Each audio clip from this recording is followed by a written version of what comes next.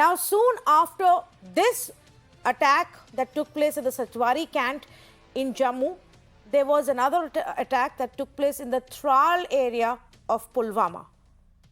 Terrorists barged into Special Police Officer Fayaz Ahmed's residence at about 11 in the night and opened fire. They sprayed bullets at him, his family members. The Special Police Officer died on the spot. His wife and daughter, who were critically injured in this firing, also later succumbed to their injuries. Now, and this is just one of the several incidents that have actually taken place in the last few days. And why do I talk about the last few days? Because in the last few days, there has been also a lot of conversation about restarting political activity, holding elections, bringing in an assembly for Jammu and Kashmir. Prime Minister Modi held a meeting with representatives of the political parties from Jammu and Kashmir. Conversation has happened about delimitation, about holding elections, and also possibly statehood then. And while all of this was happening, 3 terrorists were killed in an overnight encounter on June 21st in the Sopore area of Baramulla. On June 22nd, a CID officer was shot dead by terrorists in Naugaon.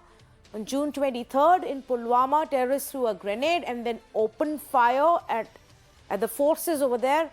Hizbul Mujahideen terrorist was then killed in an encounter. A mobile phone shopkeeper was shot dead by the terrorists. After the meeting, which was on June 24th, activity continued. A Lashkar-e-Taiba terrorist was killed in an encounter on June 25th. One LAT terrorist also surrendered during this encounter. Grenade was lobbed towards the police station in Bij Bihara. And terrorists and an overground worker were also arrested on June 26. They were carrying out recce of prominent places. IED ammunition was recovered from them. Then came the drone attack, and then the attack on the SPO and his family. The big question is, are attempts now being made to derail Mission Naya Kashmir? And will we let this stop the process of holding elections or even delaying it? Let's say good evening to the panelists who are joining us right now on this conversation. Adnan Ashraf Mir, spokesperson for the J&K People's Conference; Firdaus Tak, spokesperson for the PDP; Ranbir Singh Patania, former MLA and spokesperson for Jammu and Kashmir BJP; Mr. Javed Ansari, senior journalist. Mr. Ansari, I'll start with you. This is a pattern that we've seen for long in Jammu and Kashmir. Every time there is an attempt made for peaceful conversation or even to hold elections, we see a spike in terror activities. Now, is that what this is? Is that how you read this as well? Well, certainly it's an undisguised attempt at trying to thwart or derail this peace process, or this attempt by the central government to reach out and bridge the gap and to lend its weight behind the political process. But it's not an either-or situation. There is a situation there. There are people there, and you can't wish away this. There are people there who want to derail the process, who don't want the peace process or the political process to kickstart, and they will do everything they possibly can to try and derail this. But while we deal with them, the government and the people must lend their shoulder, must lend their weight behind the political process, encourage the Kashmir leadership to come out of its shell. The center and the state leaders must work together and kickstart this political process. Because the only way, there is, like I said, there is not one solution.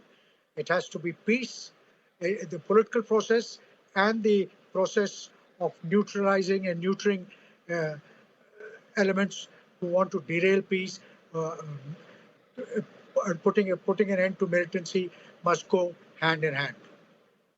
Yes, in fact, my concern also is that not only, while there are elements who will want to derail this entire conversation by holding these, sometimes even our politicians get very tempted to lend their direct or indirect support to such narratives. So I think it's also going to be very, very important, Mr. Firdaus Tak, for the political parties to take a clear stand in, against such instances and push forward forcefully to ensure elections, free and fair elections, are held in Jammu and Kashmir?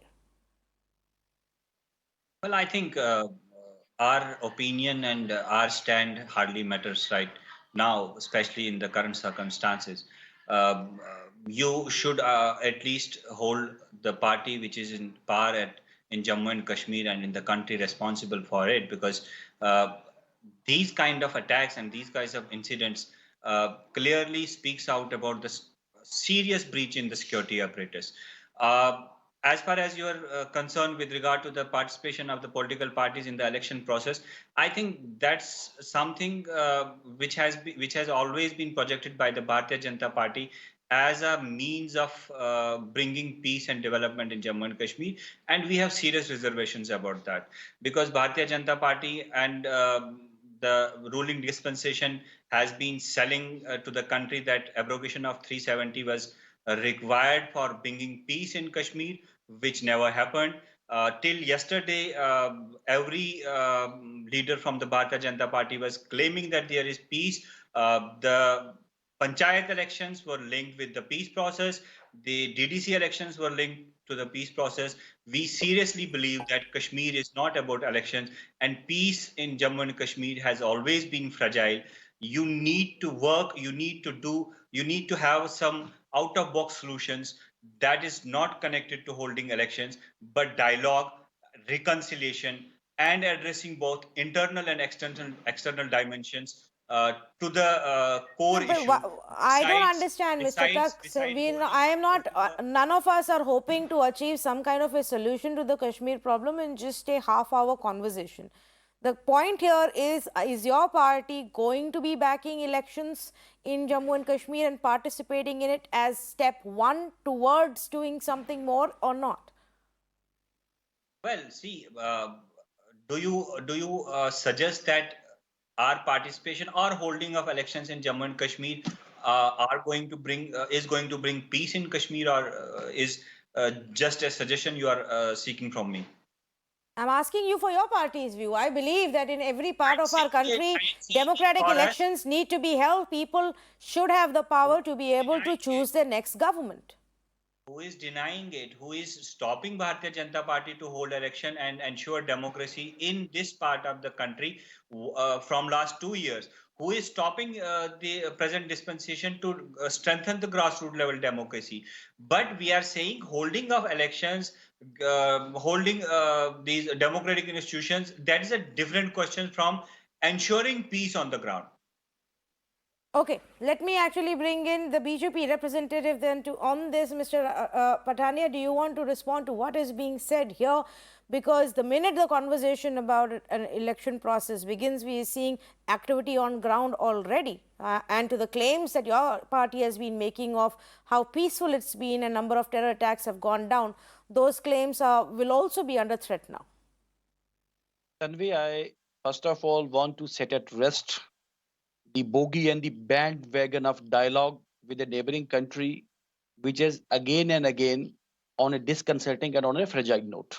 The Indian foreign policy, Indian defense system is already clear. Terror and talks cannot go side by side. So, my humble request to People's Democratic Party, as well as all other fringe elements, those who have been selling stories and fables of all sorts to the Kashmiri people since 1970.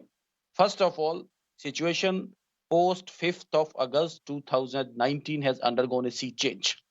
People have come to understand that now, and let me make a very bold assertion on your media channel. The events that happened on 5th of August 2019, they not only represented the will of the parliament, they represented the will of the people of India. They should come to understand, they should call a spade a spade. So far as these drone attacks and all that are concerned, I call them as a very, very crude and a very, very nascent threat.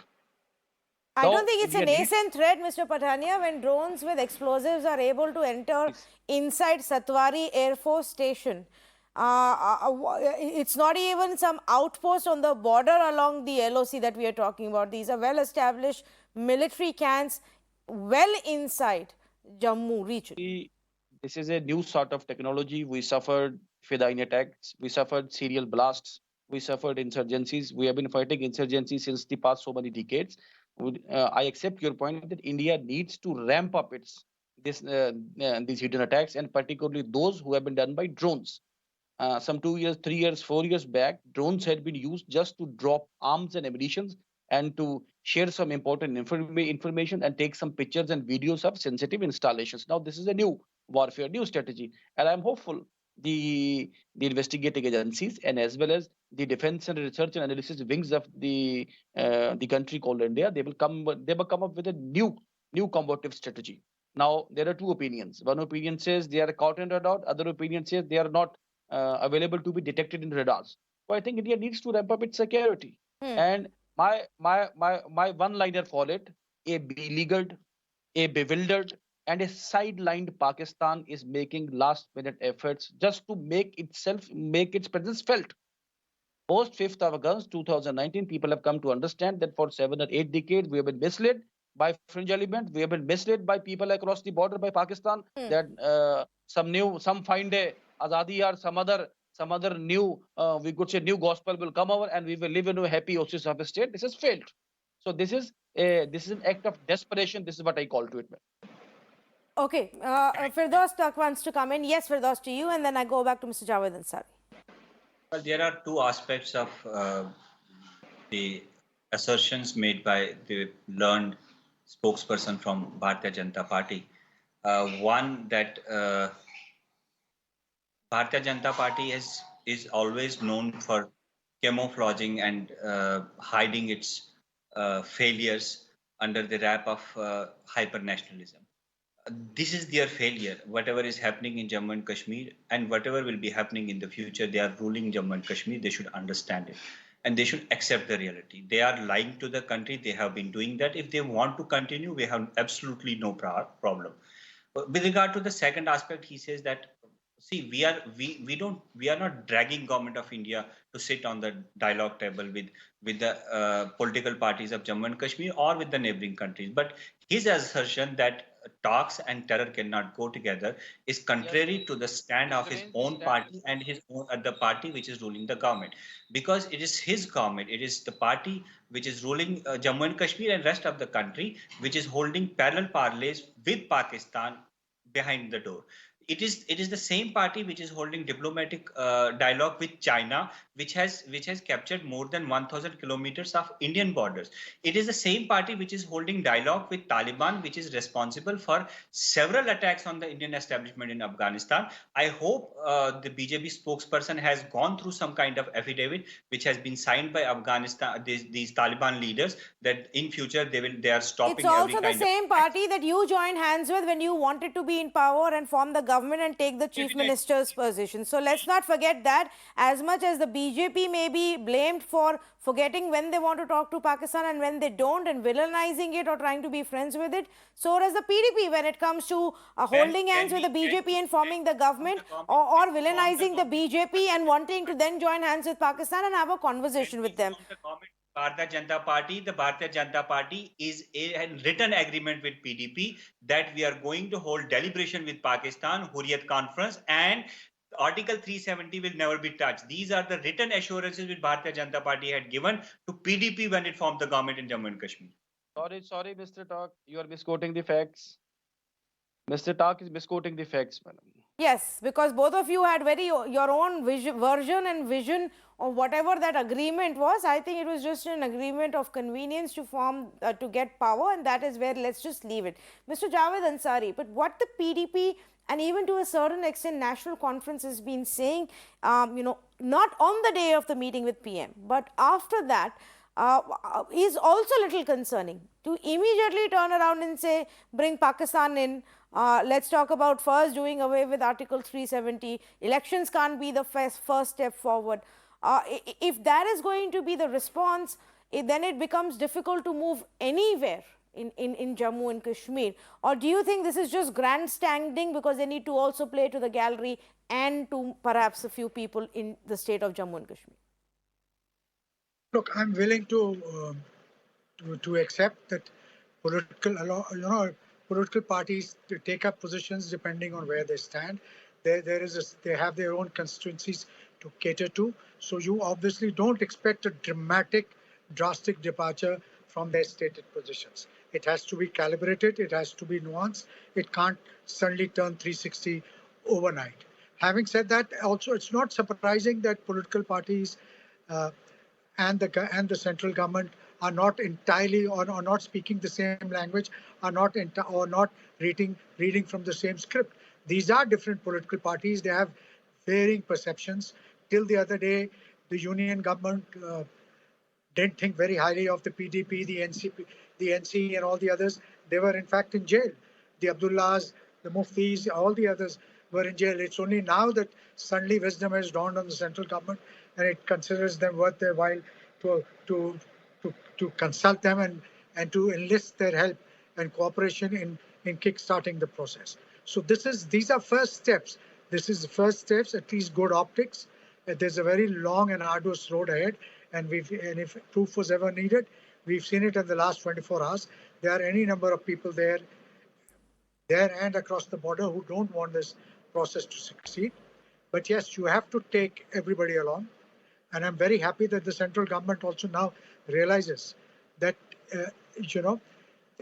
it needs to take political parties along and make them a part of this process. It cannot be done unilaterally. The center alone cannot, just roll out something and expect everybody to follow. It will have greater popular support if the political stakeholders from both Jammu and Kashmir also lend their weight behind this move. Yes, absolutely. So while on one part, start has been made in terms of trying to take everybody along, some political parties will always still continue to make comments to, at least play to the gallery back home, maybe to a few, since that's what they've done for so long. But Mr. Pathania, you do have another challenge as well, and that is a challenge of security. With the claims that you've made, the terror attacks have come down significantly in the last 2 years since the abrogation of Article 370. What is happening now and has happened in the last 10 days or, a few weeks is going to be a big challenge for you. See, Tanvi, we have to see it from two aspects. The first initial point remains that Pakistan has, we could say, a fractured, a mutilated, a perforated, but there is a terrorist module in Jammu and Kashmir and the rest of the country too. There is a terrorist module. Now, we stand with facts and figures that post 5th of August 2019, there is a big crackdown on the working as well as the functioning of terrorist organizations. Their funding patterns have been smashed. Their channels have been clogged, and we have put a major offensive on them with all technical, with all logistic, and with all a high-spirited. I must say that the morale of the security forces is on an all-time high, but they have a terrorist module. And I again reiterate, this is an reinforced attempt on part of Pakistan just to show its relevance, just to remain in dues. This is what they have to do it, and we have to do our own job. And I'm hopeful. Of post 5th of August 2019, now at least what we used to call Kashmir issue, Kashmir is now there is no Kashmir issue. The only issue which remains that a part of Jammu and Kashmir is under illegal and unauthorized control of Pakistan, and another part is under illegal and unauthorized control of China. So let's hope in the coming days the things come sooner, come normal. You have seen immediate arrests have been made in these drone attacks. The support and the services of technical agencies, we could say NIA, DRD, and all that have been sought. And I think, and I hope the dynamic government in charge in the center and the dynamic leadership of Narendra Modi ji and Rajnath ji, they come out with with a foolproof strategy and to deal with such unmanned. This is the new thing. It's a low risk, low cost, low resource sort of attacks. They come with a comprehensive strategy and stratagem to ensure zero tolerance to zero tolerance to such Well, incidents. yeah, in future. we had that This is what we're conversation pointing. actually before we moved on to the political side. We had a conversation about with the experts on this challenge of this kind of warfare, and they say we are already extremely late. So while you say Yes. the government will bring in something, all experts say the government should have brought something a while back. And let's also not forget, it's not just that one attack. There are policemen, special police officers, politicians, panchayat heads, sarpanchas, people are being targeted on a frequent basis across Jammu and Kashmir as well, and that problem continues, and that is still something that has to be resolved. I am completely out of time, so I'm going to thank all three of our panelists for joining us on this conversation. Let this be very clear, viewers. There will always be elements who would not want any kind of normalcy, any kind of peace, or even a democratic process to be held in Jammu and Kashmir. And they will always try and create trouble, always try and create noise, intimidate citizens by carrying out attacks, by carrying out explosions, by hurling grenades. They will always try and do that so that people don't step out to vote. But for 2 years now, political activity has been completely dead in Jammu and Kashmir, and that's not okay either. So the parties really need to unite on this one, really need to come together on this one, have a conversation, and move quickly with delimitation and elections in Jammu and Kashmir while figuring out how to strengthen our security and crack down on such kind of terrorism. Thank you so much for joining us on this conversation.